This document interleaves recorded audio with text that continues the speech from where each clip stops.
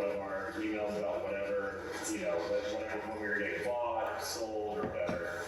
But I guess, like talking about, like, in the past and all, like, everything's got to be future focused. So how do you get those kids in the front row to care more about the local news? Because it feels like that the need for just caring about any kind of news, I guess, really, beyond, what you're getting fed through, social media, having to seek it out, which was something that I had to do as a younger kid, but not, not a lot of my peers did either. How do you get people to care, younger generation to care and feed into trying to get into looking into the news? Rick and I met some of those young people today. We spoke with classes here at the Hill and at Pottstown High School. And it's one of the things that we talked about was it's important to remember the time frame. That for kids today, 9/11 is history. And so if I talk to them about, Watergate or the Pentagon Papers, which Rick did a very excellent documentary about, that's history to them. And so it's not a common frame of reference. And so I think it's our job as journalists, particularly if we're going to reinvent things, we need to meet them where they are. I mean, when I was their age, I wasn't reading a newspaper either. I mean, I was putting one out at the high school underground, but that's a different thing. I wasn't reading the New York Times. I had a vague awareness of what was going on in the world. So, I don't fault them for not hanging on that. When I was in high school, I was worried about acne and things like that. So we have to engage them where they are and help them to understand how they fit into that picture. Because talking down to them, I've never seen that work ever in terms of talking with young kids. So we need to find out, and we plumbed some of those things today. How do they get their news? Where do they get their information? Do they have a news literacy? Do they understand that there are some places that are less trustworthy than others? And no one's teaching them that. There is no news literacy class in school. Whether or not their parents are, I don't know. So it's important to reach them where they get their information and say, look, that not all information is created equal. And some of these people are trying to mislead you. And as you get older and as you become the voting age and as you become an active citizen, it becomes important for you to understand that if you aren't able to discern this stuff for yourself, that you're going to get misled. And as Mark Twain said, most people who get misled would rather believe the lie than believe that they were misled. And you and I have experience with, when the first thing someone hears, that becomes what's fixed in their head. And that's not just teenagers, that's everybody. And so we need to reach out and find a way to make sure that when they want to know about something, that we are the place that they turn to get that idea fixed in their head, because that's much more likely to be closer to the truth.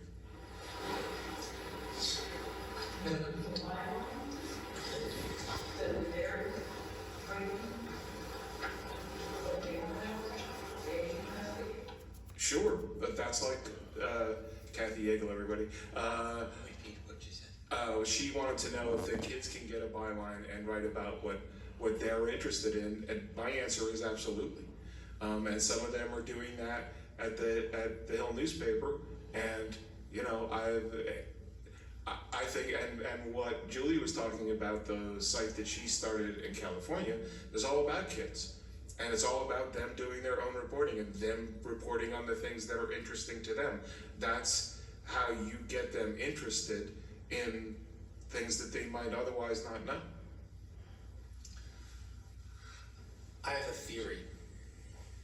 My theory is that there's a journalism gene that exists in the human race, and maybe 5%, I don't know what percentage, but maybe 5% of the people have it. I know Evan has it. It showed up on my 23andMe profile. Yeah, right. That's it. Exactly. And and that gene, when it exists in somebody, it's these people that look at the world around them and they say there's a lot of hypocrisy out there. There's a lot of abuse of power.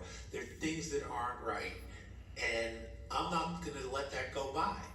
I'm going to look into it. I'm going to investigate it.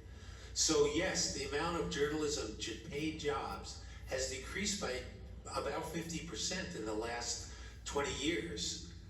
But the number of people that have that gene, genes being what they are, they get translated to the next generation in roughly the same proportion.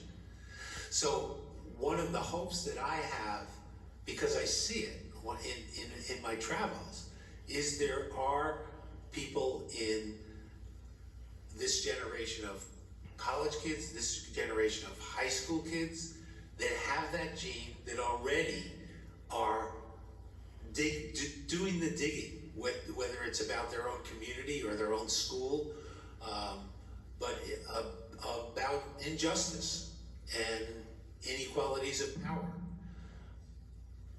And that is going to endure, no matter how many paid jobs are out there. Some way it's going to endure.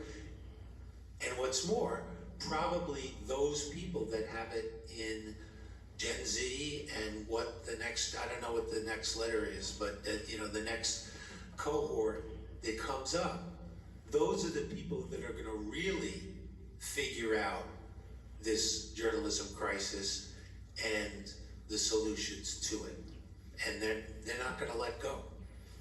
I'd like to add on to that to answer Frank's question even more, and that is that in terms of engaging the young people, and that's ask yourself the question, what is likely their first contact with the journalist? And the answer is sitting right down there at the end of the table. So, if you're on a team and you're getting interviewed by Austin Hertzog, you know that you're going to be in the paper. And you know that the things that you did will be in the paper. And you're going to judge how good a job did he do? Did he spell my name right? Did he get the score right? Did he catch that move I did on the lacrosse field? And that's one of the first places that they have contact with journalism. And that's a good place to grab them. So it's all on you, Austin. No pressure. I can actually shed some light on that from the business side of things, which is high school sports is the one thing that is a surefire monetizable thing that I'm witnessing now in real time. And like you say, it is the true gateway in, and hopefully that is where people latch on and see the importance of, and as the film was talking about such important topics, that's one of the things that from a sports guy standpoint, we don't dabble into the real hard-hitting investigative stuff that much, but one of the things that, and I think it's why Evan invited me here, was the connectivity piece, the community connectivity piece that is so important with journalism, whether it's about your municipality or your team standings in the lacrosse standings or the football standings, where your top running back is and the stat leaders. It's those kinds of things that bring many people together, not just your little tribe. And that's so much of what's taken place, and why we need to combat against it is breaking away from the little tribes. And so I hope that sports is that gateway in for whomever. So. Well, so the MAGA parent and the libtard parent can both agree that they want the Trojans to win. See? Is that not the most unifying thing we've got? Exactly. I think so. And they can stand next to each other and just maybe look sideways at each other, and they can talk about things that don't make them argue or hate each other, and recognize that there's a commonality here. That we both had kids in this school. They're both on the same team. They're both getting along. That's that kind of thing. It's invisible and hard to measure, but so important. Anyone besides Frank? So if Alden sold all the hard assets and all that, what's left? Like, why they still own the Mercury? Do they have the website? What's in it for them, and what's the end game if the building in Pottstown is gone and everything else? The people, and right. So and they're still making money, and they're paying almost nothing. Why would they stop? Right. Still profitable. What they've recognized is that it's not immediately visible that the newspaper is transferred to hedge fund ownership, Right. and that they've gutted the newsroom. It takes time. People notice it gradually, and especially people of my generation, they're used to buying the newspaper, and they want to keep doing. The newspaper provides something tangible to even if it's imperfect, to read, to share, there's something is magical about the newspaper. So those subscriptions don't go into the toilet just because a hedge fund has taken them over. But they alone have a business model because they've made their money, because they bought cheap, and because they've made a certain amount of money back by selling the assets, and because they've cut the staff dramatically, and other things in the newsroom, and I'm sure salaries and benefits as well, although the NewsGuild is fighting the good fight there. They found a way to make a profit, whereas a typical publisher who really cares about the journalism, that business model has passed.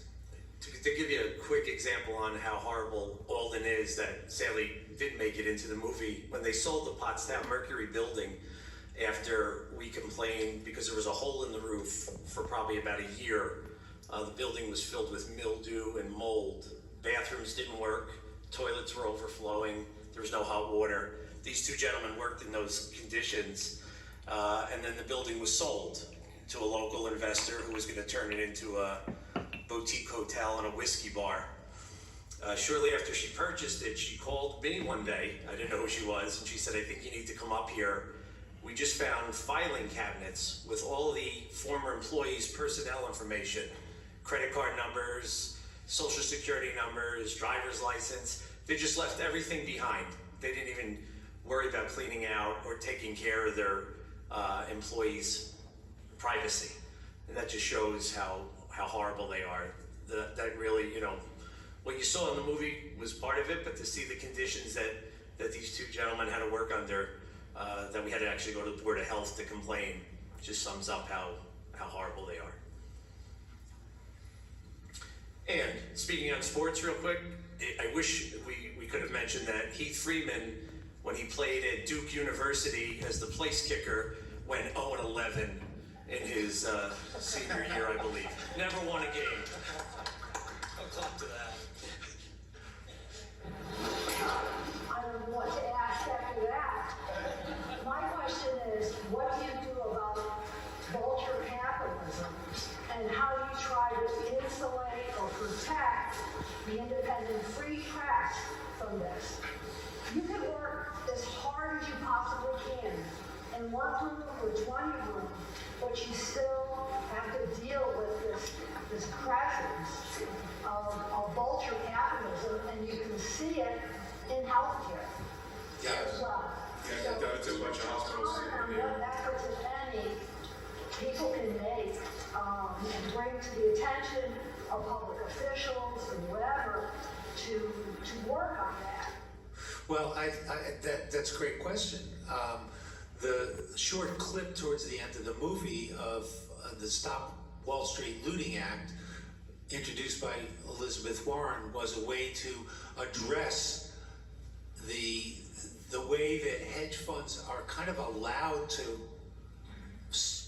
kind of run rampant with their business model without oversight at all. And it's going to take a lot. That bill didn't pass. She actually reintroduced it last year sometime. Right now, federal politics, national politics is somewhat frozen, which is a real shame. It doesn't mean people shouldn't advocate for that sort of thing. The other thing that's only alluded to in the film is that we already have some legislation in terms of antitrust laws that are not being put into effect, that haven't been put into effect by either Democratic or Republican administrations. But they're on the books and they can be used. and again, severely hamper this private equity takeover of more and more of our institutions and more of our places of work and our lives. It means advocating with your elected officials. That's probably the best I can say. I think we have time for just one more question. If I may, my name is Deepa. I want to ask, do you think that like private equity taking over insurance and newspapers and housing is actually indicative of an issue where capitalism isn't benefiting public good and is instead focusing money in the hands of like just a few people? Simple question, simple answer. I think capitalism has some big holes and contradictions. Sometimes they're a good way capitalism is a good way to build a business, but in a lot of ways, no.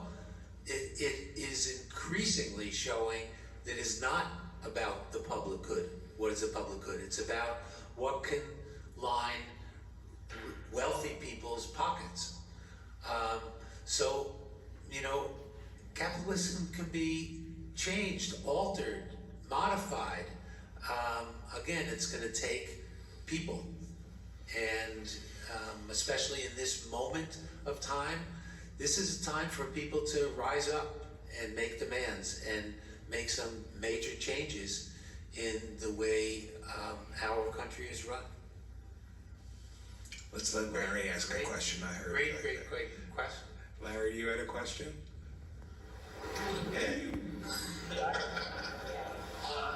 First of all, I'm sure the champion of the world is great back for surgery and absolute pioneers of the United States. But I just want to ask a question of more practical nature. If I understand correctly, newsprint primarily sourced in Canada. Yep. So what's going to happen? Well, believe me, And all the newspaper is hostage to the Boston newspaper. I've been thinking about that. The short answer is we should be very happy that Mr. Trump's friend Rupert Murdoch owns the Wall Street Journal, because as my wife, who's sitting back there, the best researcher on the planet, emailed me a link that says that for the moment, Canadian newsprint is going to be exempt from all of those tariffs. Of course. Yeah, I'm sure it has nothing to do with that relationship. I think we have time for just one more question. Yeah, Jeannie, go ahead. Go ahead. I just have a question related to expand internationally, but do you think this private equity takeover is a problem mainly in America, or do you think it expands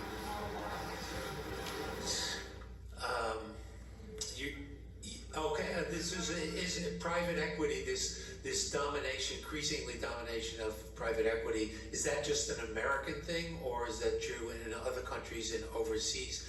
And I'm going to maybe defer to Evan. It's not really my area of expertise. I suspect it is true in other countries, and that it is probably more true in this country than others, but I don't know that for sure, so I don't take my word on that. Nor mine. The short answer is I don't know.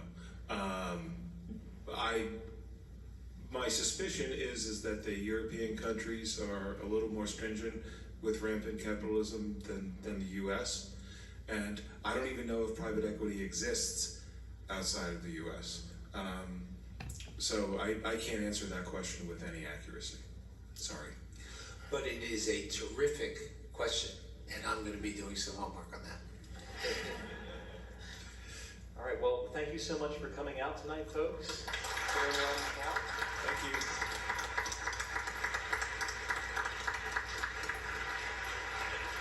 I want to thank Rick Goldsmith, Evan Brandt, Austin Hertzog, and Bill Ross for agreeing to be on the panel. And thank you all for coming out tonight. This has been an absolutely wonderful event. Have a wonderful evening.